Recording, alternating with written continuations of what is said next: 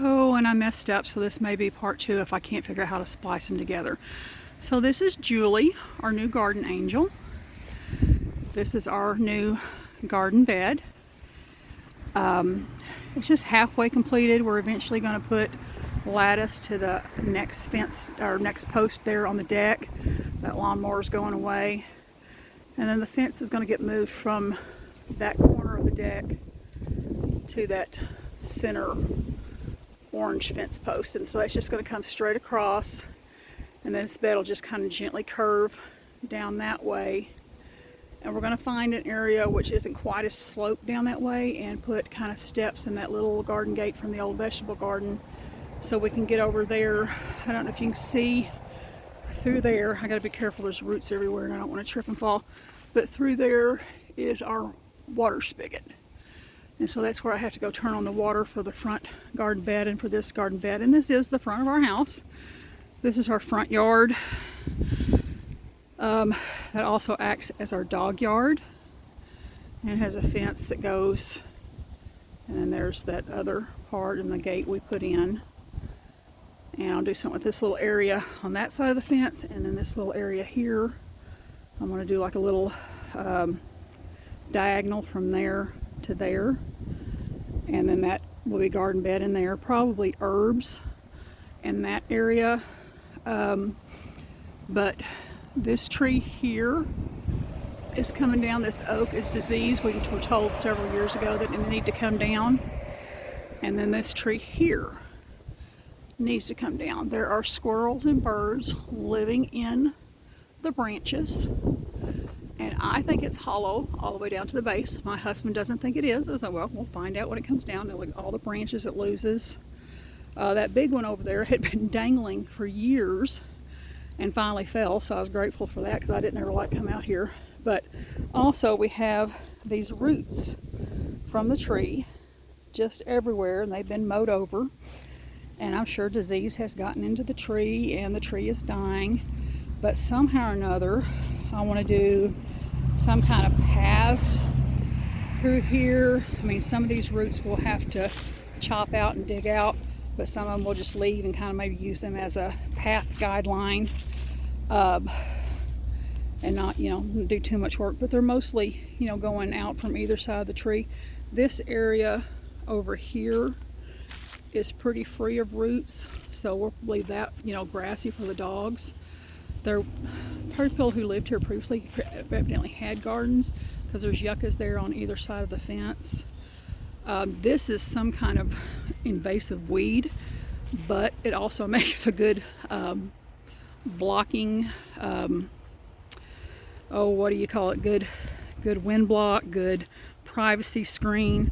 So I may just, try to trim it up or whatever and let it, just trim it up and kind of let it not get too out of control. Although it's been, let to grow wild for years and years. So, but we'll figure out what to do about that. But around here, I want to get all this gravel out of here when this tree comes down, hollow in the middle or not. I'd like for this area to kind of be a fire pit seating area, because we have this view of the valley where we can sit and watch deer run through, and it's a nice view. We can see it from the deck, and it'd be nice to sit out here and have a little fire pit and just, look out at nature and pretend I'm camping on weekends when we can't go camping. We did buy this white pine, and I did some research, and it gets a lot bigger than what I thought it was going to get. It's going to get 80 to 100 feet tall and probably 50, 60 feet wide. And also found out that white pines put out a lot of pollen, which is not something I would have thought would happen. So it's probably going to get planted somewhere out there in the valley. You can kind of see that path there. My husband kind of takes up into the hills, the upper part of our property to,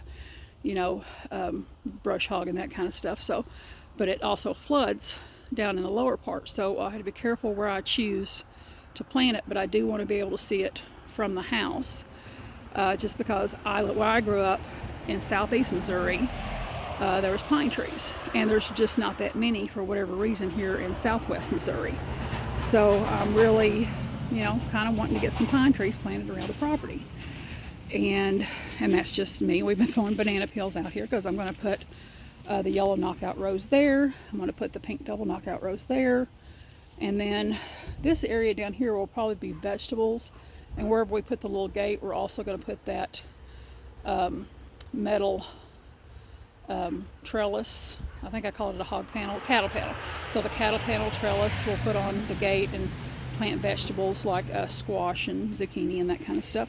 So anyway, that's this garden here. I am going to see if I can figure out some editing, at least enough to put this second part with the first part that I accidentally shut off, and